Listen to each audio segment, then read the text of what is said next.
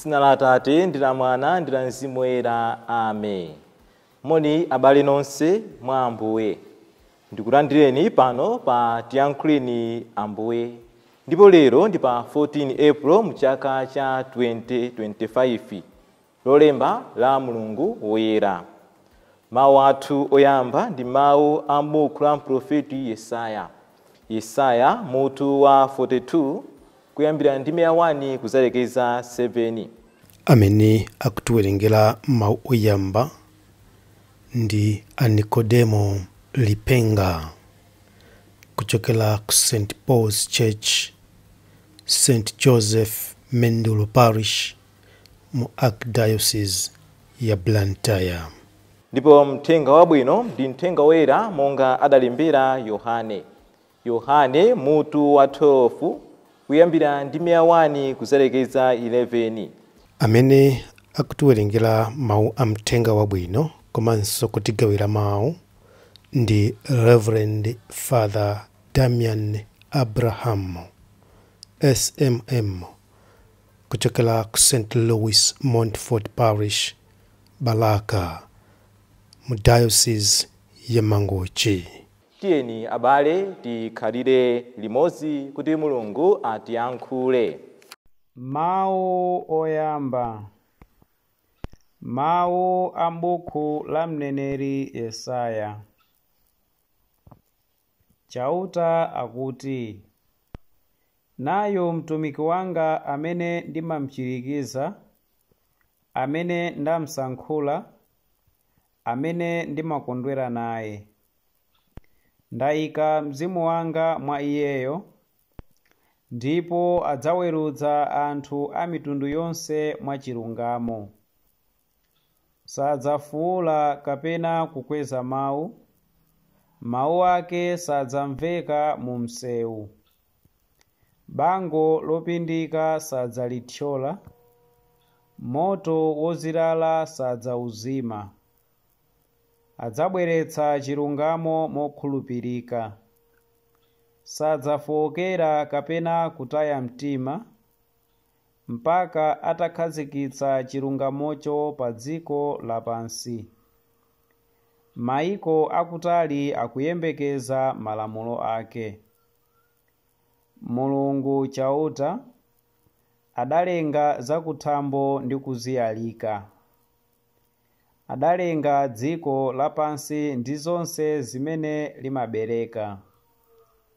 Adapatsa mpweya kwa anthu okhala m'dzikomo ndi kuninkha moyo kwa onse oyendamo. Iyeyo akunena kuti, ine chauta ndakuyitana kuti ukhazikitse chilungamo. Ndakugwira padzanja ndi kukusunga. Ndakusankhula kuti ukhale chipangano kwa anthu, ukhale kuwala kowunikira anthu a mitundu ina. Udzawatsekula maso anthu akhungu, udzamatsula akayidi mndende, udzatulutsa mndende anthu okhala mu mdima. Mawu a Ambuye. Tithokoze Mulungu. Ambuye akhale nanu. Mawu a mthenga woyera monga adalembera Yohane. Ulemu kwa inu Ambuye. Yohane mutu wa 12 kuyambira ndime ya 1 kuzalekeza ya 11. Atasala masiku asanu ndi limodzi kuti chifike chikondwerero cha Pasaka, Yesu adaza ku Betaniya kumene kunali Lazaro uja amene iye adamuukitsa kwa akufa. Adamukonzera Yesu chakudya kumeneko, ndipo Marita ankawatumikira. Lazaro anali mmodzi mwa amene ankadya naye pamodzi.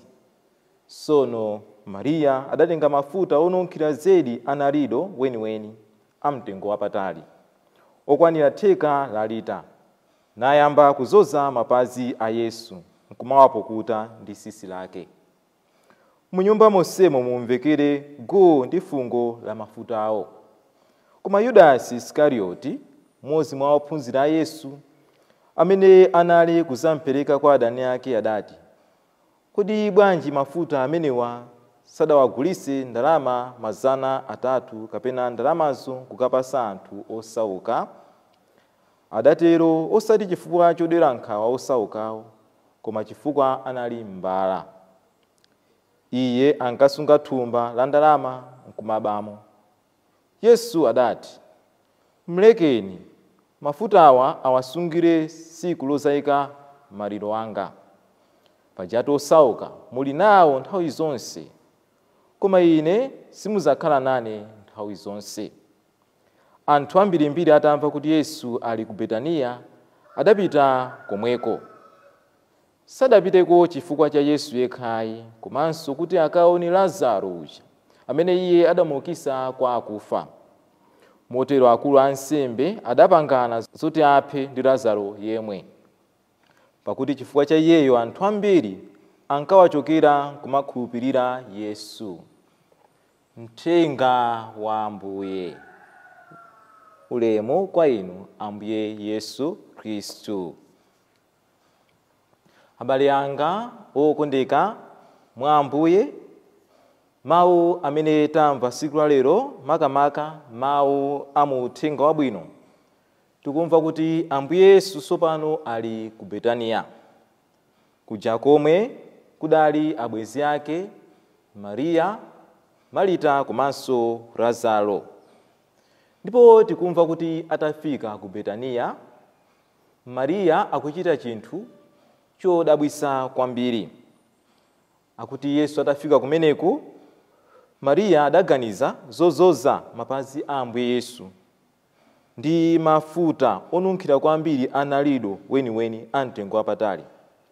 Timamva kuti mafuta amenewa anali mafuta odula kwambiri. Ndipo Mariya atachita zimenezi, Yudasi sadakondwere nazo. Amaona kuti Mariya akuononga kwambiri mafuta amenewa. Choncho Yudasi maganizo ake amati kuti ndi bwino kuti mafuta amenewa agulitsidwe mwalomo zozera mapazi a Yesu, ndipo ndalama zake akuti akapereke kwa anthu osauka.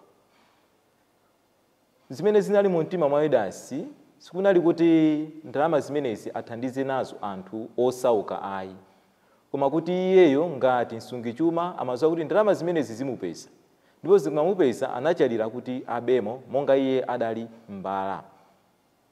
Ifenso lero abale anga mwa Ambuye, pamene tayamba Mulungu woyerawo, pamene tikufuna kusauka naye Ambuye Yesu, lero tipezepo phunziro pa mawu amenewa. Kawirikawiri inu ndi inenso timakhala ndi mtima ngati wa Yudasi. Timatha kumaonesa kunja ngati tikuwafunira ena zabwino pamene tisakuwafunira zabwino. Cholinga cha Yudasi sikunali kuti athandize osauka, koma kuti iye apezepo phindu, apezepo kenakake cholowa. Kodi inu ndi ine pamoyo wathu, kodi sitimakhomerera ena pamaso pa anthu kumaoneka ngati tikuwakonda, koma tili cholinga kuti ifeyo tithandizikepo kanthu, tipezepo phindu? Kodi inu ndi ine sitimalemera, anthu ambiri sakulemera moyo wathu uno mu dzina la anthu osauka? Mwina nkupeza chithandizo kuti tithandize osauka, koma chithandizo chikubwera osauka aja osalandirapo ni ndalama olo imodzi, koma ife eni ake nkumadyerera. Mtima umenewu ndi mtima wa Yudasi. Ambiri mwa ife tikalandira zinthu zoti tithandize nazo ena, makamakaso tikakhala kuti ndife atsogoleri, malo moti zinthu zikafikire anthu timayamba kugawanapo tokha-tokha, mwinanso kuthandiza abale athu okha, anthu ovutikitsitsa kwenikweniwo osawafikira. Lero tidziwe kuti mtima umenewu ndi mtima wa Yudasi. Pamene tikhomerera ena kuti apeze zabwino, koma zabwino zija ife nkumazitenga malo moti ziapeze anzathu, tizindikire kuti mtima umenewu si mtima wabwino, ndi mtima wa Yudasi. Choncho lero pamene tamva mawu amenewa, tiyeni tisinkhesinkhe mu mtima mwathu. Kodi ifeyo sitikulemera mu dzina la amphawi? Tizindikire kuti ngati titenga zinthu zimene siziyenera kukhala zathu, sitingapeze madaliso, koma timangozitengerera matemberero. Misozi ya anzathu imakhala matemberero kwa ife. Choncho tikumvanso mawu amene tawamva pano kuti akulu akulu amafuna kuti amuphe Yesu. Koma taona chifukwa choti anthu amamusatira makamaka zazikulu zimene adamuchitira Lazaro, anali ndi nsanje. Ifenso tiyeni pa moyo wathu makamaka Mulungu woyera tisinkhesinkhe za moyo wathu, tisiye makhalidwe ochitira ena nsanje. Ngati anzathu akuchita bwino pa moyo wawo, ife tiyenera kuthokoza Mulungu ndi kumanyadira, ndi kuzindikira kuti kudalisika kwa anzathu ndi kudalisikanso kwa ife tomwe. Tiyeni lero pamene tamva mawuwa tapemphe Ambuye, iwo amene adalolera kuchitira anthu ambirimbiri zabwino ngakhale iwo adachitidwa zoyipa, nafenso tikhale ndi mtima umenewo wa Ambuye Yesu. Tiyapempheso Ambuye Yesu atithandize kumakhala anthu achifundo, kumakhala anthu okonzeka kumuchitira Ambuye Yesu zabwino monga amene akuchitira Mariya uja, akulolera kuti zonse apereke kwa Ambuye Yesu. Ifenso tizizindikira pa moyo wathu kuti zathu zonse zimachokera kwa Mulungu, ndipo chuma chathu ndiye Mulungu. Zabwino zonse zimachokera kwa Iye. Amen.